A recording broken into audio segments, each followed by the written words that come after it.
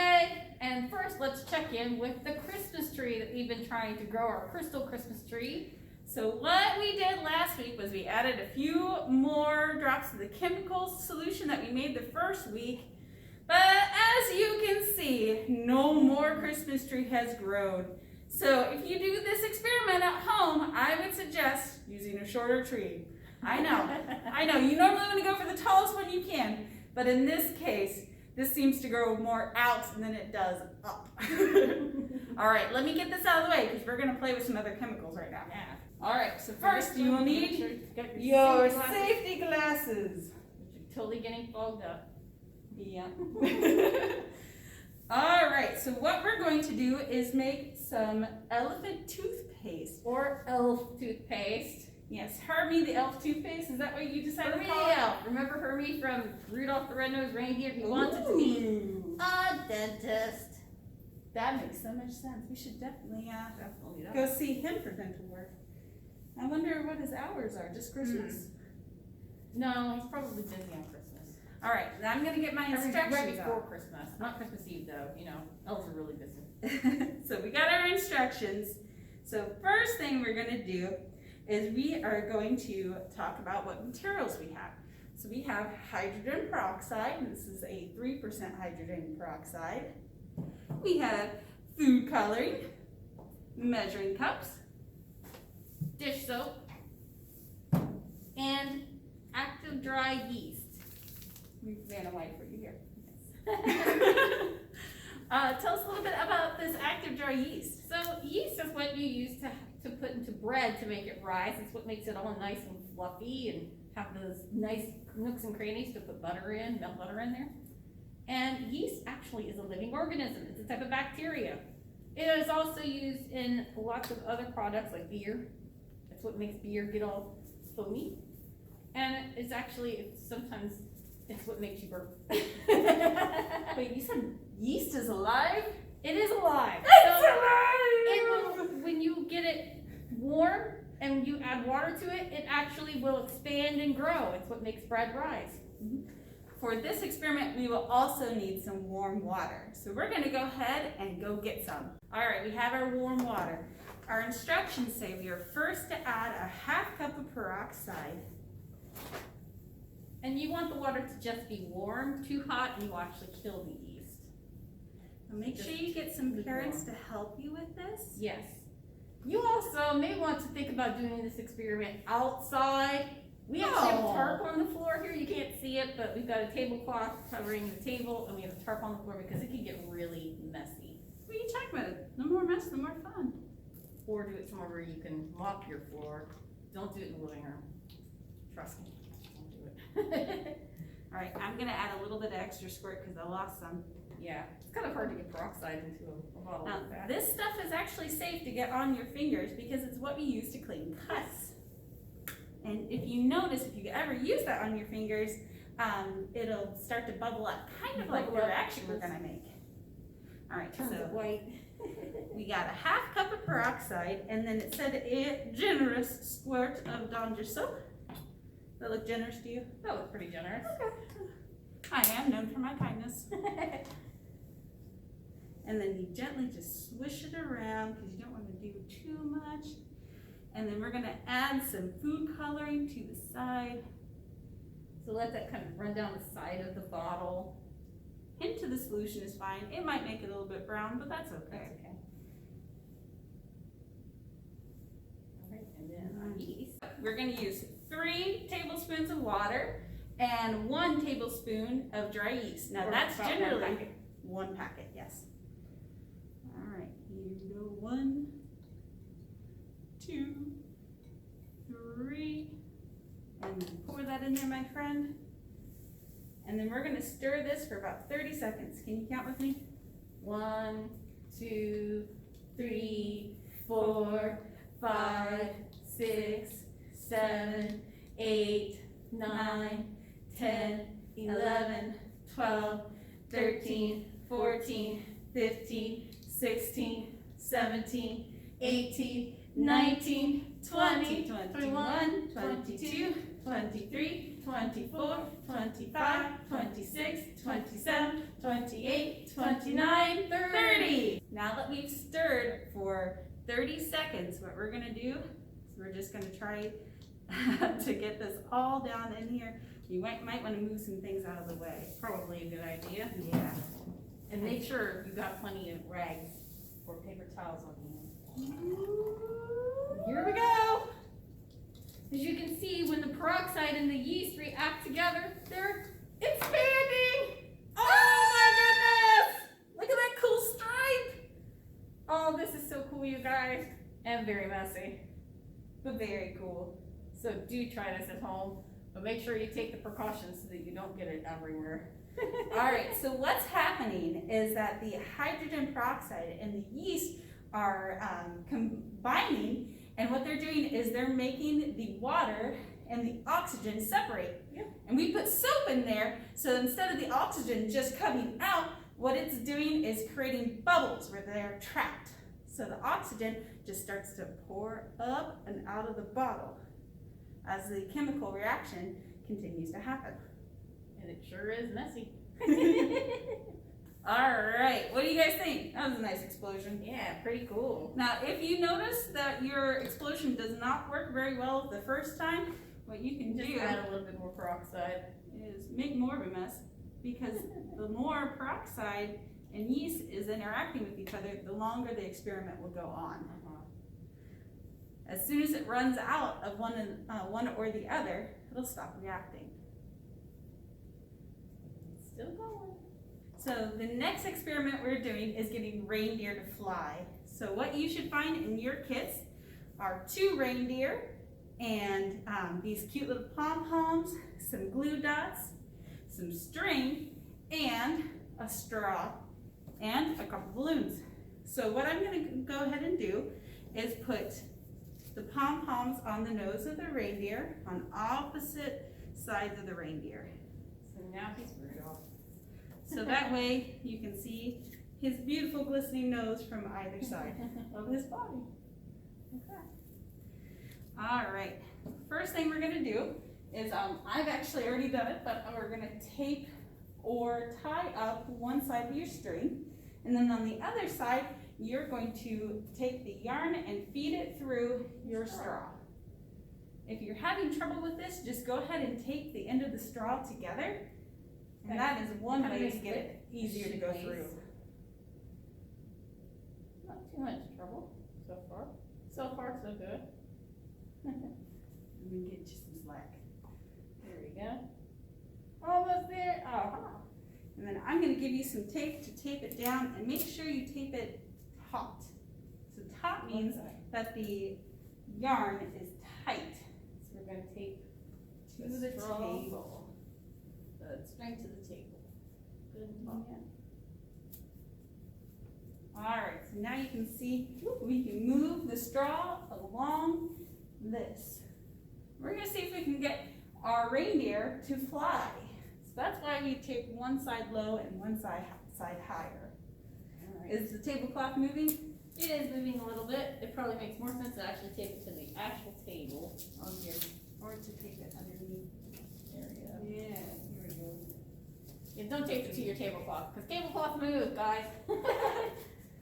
I All wish I knew right. how to go like a magician. So our next step Is that we're going to blow up some balloons. We are actually using a machine because we don't want to trade our germs. So how do you use this? I can show you. This is a lot of fun, actually. Okay.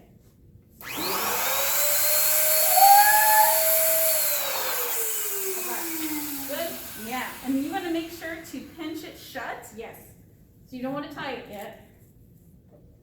You can tape your reindeer on the balloon or on the straw. I kind of thought it would look nicer if we put it on the balloon. And then we can want to make sure to put the balloon the direction we want it to go. Oh, So the hole is going that way. Kind of like the reindeer are tooting. Alright, so we're going to tape the reindeer on there. And then we're going to tape the balloon to the straw. We might have to use a lot of tape for this We'll one. probably have to use a lot of tape, yes. Okay. Goodness. Nope, that's not gonna work. Let's try down here to start. Woo! Okay, well there's one. At home, you might actually be able to take the straw to the balloon first Yeah. and then blow it up. We just don't want to trade germs, so that's why we use the machine. Yeah. But like at home, you can trade your germs. All right, here, let me move our machine out of the Alright. way. And Let's see if we them can make fly. these babies fly! Fly, Rudolph, fly! Oh! He was cleared for takeoff, but Must have been too stormy a night. oh boy. Let's give it another try, shall we? And this is why I use Scotch tape, because Scotch tape is Yeah. much easier to just pull off. Here we go. Alright. You want to just try and blow it up with all their. Oh, how about let's do it really big? Let's make it really, really big. Oh boy. Okay. Really big.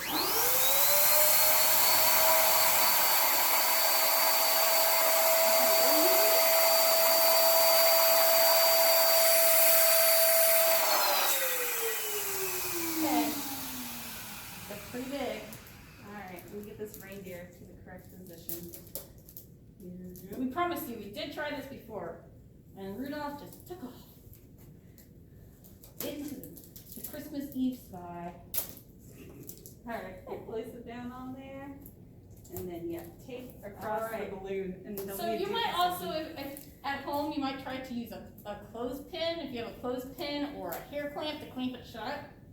Or a chip a chip clip. Yeah. For your bag of chips. Anything like that could clamp the mouth of your balloon shut. And I'm gonna hold on to this side and make sure it's Just super to tight. make it really taut. Okay. All right. Rudolph, with your nose so bright, won't you guide our sleigh tonight? We got Rudolph to fly. We hope you have a lot of fun with that one at home. And make lots of good fart jokes Yes. about reindeer. That's what powers them through the air, really. They're hot air. Maybe they had too much yeast. It was beans for dinner. Okay, so we're gonna fill this up one time and we're gonna top it off with science.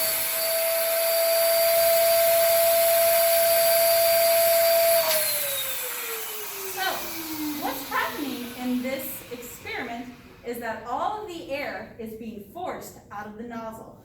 The nozzle is the mouth of your balloon, where you blow on it. And so it shoots off like a rocket because of the forces. So for every action, there's an equal and opposite reaction. Which is Newton's third law of motion, for all you physics nerds out there. Let me demonstrate it again. So what actually happens is all of the air is displaced from inside that balloon, and that causes the force that pushes your balloon and your reindeer up the line. Yeah. So what you can do for different kinds of experiments at home is you can see if you can get it to go further by filling up the balloon with more air, which will give it more fuel, like we talked about before. And then we can also try going up, going down. You can try it at different elevations because gravity does actually play a role in this as well. So this one, we were forcing away from the ground, so we were going against gravity. So ours took more fuel, which is why it didn't work the first time. That, and I think it got stuck to the table. It's how rockets work, and it's a little known fact, it's how reindeer work. Yeah, that and they It's eat a lot gas. of beans before they go. Well, a lot of yeast. Like I told you, the yeast will expand. That's what happens. All right. What goes in must come out. It's not magic. All right, well, good luck with that experiment. We'll move on to the next one shortly. You know what I've been dreaming of, Jen? Let's see. A white Christmas. A white Christmas, how'd you know? Everyone dreams of a white Christmas. Well, why don't we go ahead and make one just in case the weather doesn't cooperate. Okay, so what you have in front of us is a clear plastic jar. We've got some paint, some baby oil, some glitter, and an Alka-Seltzer tablet. And then you're also going to need some water. All right, so first we're gonna start with our water and our container. So you gotta take the lid off. You won't technically need the lid, but it does make it kind of nice to contain the mess afterward. Miss Jen is gonna show you what the experiment looks like after you've done it a week and let it sit. So over here. Yeah. So it's, well, the storm has calmed, put it that way. We're actually going to make ourselves a blizzard and jar. I think. And for some reason, it turned pink. Isn't that nice?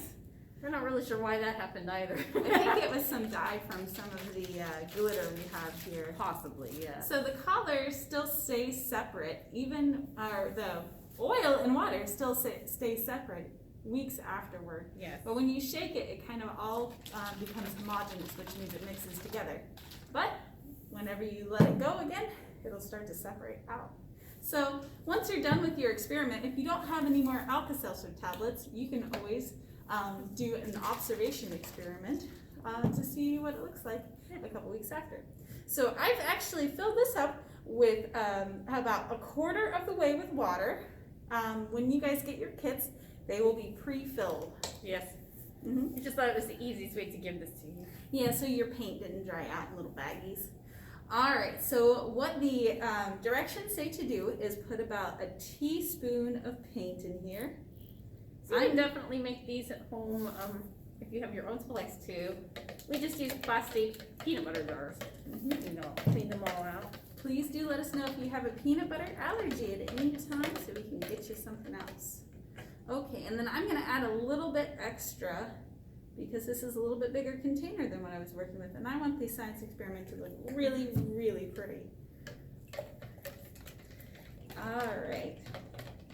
And you need to mix it until it looks like milk. So now we've got our snow, as it were. And then the next thing we need to do is add some baby oil.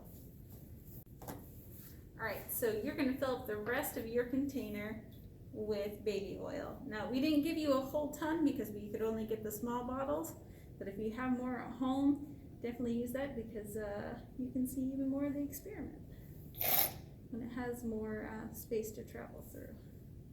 So I'm gonna just shoot it at the side, although when you shoot it down into the water, it does make these really cool foam bubbles from where it's mixing together and then separating back out. All right, so let me just hold this a little bit closer to the camera. All right, here we go. And as you can see, the oil and water don't mix because the water molecules are polar, which means they have a positive charge at one end and a negative charge at the other, so they kind of try to separate from each other. But the oil molecules are non-polar, so they're more attracted to each other. Oil is also denser than water. And we're going to show you what happens when you put in some different things, how we kind of disturb that attraction. At home, you can also try food coloring, see if it attaches to one or the other. Right now, I am going to go ahead and add some glitter because I like my snow to be glittery. Yeah. Do you want to add some snowflakes? And this is probably actually what turned this one pink. These snowflakes, this confetti, it has dye in it. The reason why you guys have the big ones is so it's easier to track what's happening in the experiment. You can see the bigger pieces move up and down a little bit better. Some of them are floating on top while some of them are going down below. All right, and now to make our blizzard. So we're gonna drop in the baking soda tablet. And what we want to do is make sure Alka-Seltzer tablet. What we want to make sure to do is break up your Alka-Seltzer. So just make it into a couple different pieces and drop it in. So Alka-Seltzer has watch the reaction happen. Yeah, it's got sodium bicarbonate and citric acid and hydrogen dioxide, which is water. The hydrogen dioxide, it creates it pushes those molecules apart. So you can definitely see we got a snowstorm in a jar. Pretty cool, huh? There you go. I think it's kind of interesting that all of our experiments had a little bit to do with being with some flatulence. Because Alka-Seltzer is what you use when you need a burp, right? You can see at the top that it's creating some foam, while at the bottom it gets just cloudier and cloudier. So it really does look like a snowstorm when you're looking up close. So, Yep, you so watch it really move up and easy down. experiment, kind of fun. If you've got another Alka-Seltzer tablet, you can do the experiment over and over and over again. We tried it twice in the same jar. Yep, just to see what would happen. And it worked again. Yep. You know, sometimes the holidays make me just a little grumpy. Some might call you a Grinch. Some might say they wouldn't want to touch you even with a 39.5-foot pole. Uh-oh. I have an idea. brewing. Uh-oh. Let's do it. Join us for the bonus feature to this video where we will try to construct a 39.5-foot pole from materials that anybody can find around the house, like pool noodles and yardsticks. And then poke each other with it. All right, so today we are going to be building a 39.5-foot pole. As you can see, we've already measured that out on the floor with our yardsticks as well as measuring tape. How many feet are in a yard? Do you know? I think it's 3. 3 feet in a yard. So I did the math before, and we will be using 13 yardsticks to create this masterpiece and half of one 12-inch ruler, 1-foot ruler. All right, so how we're going to achieve all of this, making a pole, is we're going to take some pool noodles and we're going to slide them around these rulers until we get it as long as we need it to go. What's about half of 36, do you think? 18. Okay, so around the point of 18 is where... The pool noodles are 4 feet long and Yeah. yardsticks are 3 feet long. So there will be a little section in the middle that doesn't have yardstick, which is why we're going to add yardsticks around the outside. So we have our first section of pole ready to go. You want to do some pole fighting? All right, you want to get to building? Let's do it! Woo! Forces make things move, but they also hold them still. The longer the bridge, the more it weighs, the more it carries, and the bigger risk that it'll collapse. Bridges stay up by carefully balancing 2 main kinds of forces called compression, of pushing or squeezing force acting inward, and tension, a pulling or stretching force acting outward. Today we're basically building a bridge between us and the Grinch. So a beam is the simplest and usually the cheapest kind of bridge. A beam is a deck that spans kind of a short distance and it's held up by a pair of abutments. That's a fun word to say. Those are the vertical supports at each end. You guys have all seen a bridge, especially like the Y bridge that has all of its different abutments. It's got more than some bridges do because it's shaped like a Y. Because we know that our beam, or Jen, cannot hold the entire weight of the pole we've created, we're going to use the support structure for suspension bridge. So we're going to put a pier in the center so that that weight can be distributed and balanced along the cables and back to Jen.